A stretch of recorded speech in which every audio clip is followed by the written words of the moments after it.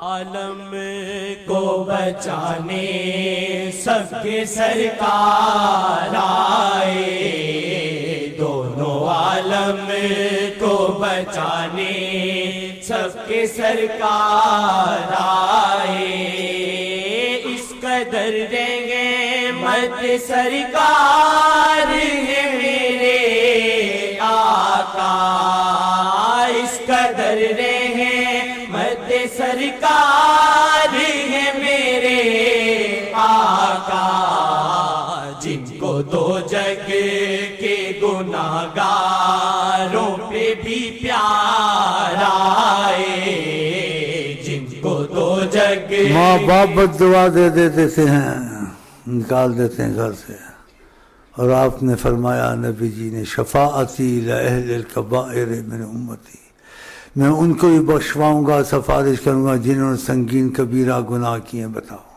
بتائیں آپ سوچیں ان کی رحمت۔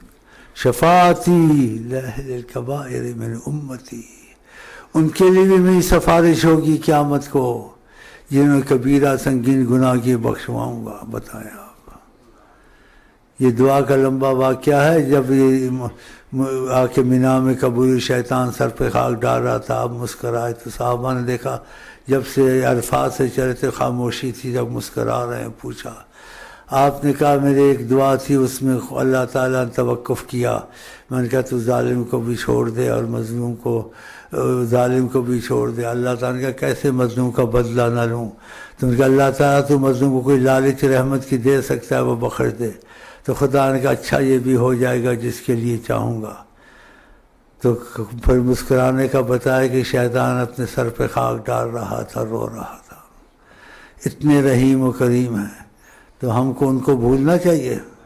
ہاں، جو نہ بھولے ہم غریبوں کو کبھی، یاد ان کی اپنی عادت کیجئے، صلی اللہ علیہ وسلم، صلی اللہ علیہ۔ پاگلوں کی طرح پڑھا کرو، جب کام ختم ہو جائے صلی اللہ علیہ۔ اس کی بھی اجازت انہی کی طرف سے ہی ہے۔ اب اس کو کٹا ہوا درود نہ سمجھیں، کوئی مولوی کہے تو بول رہی ہے یہ بھی درود ہے، قبول ہے ان کو، کیونکہ دوسری حدیثیں وہ لائیں گے کہ آپ نے کہا میرے آل کا بھی بیچ میں کہا ہے، لیکن اس سلسلے میں اس کو بھی اجازت دے دی ہے، تو یہ ان کی مہربانی ہے۔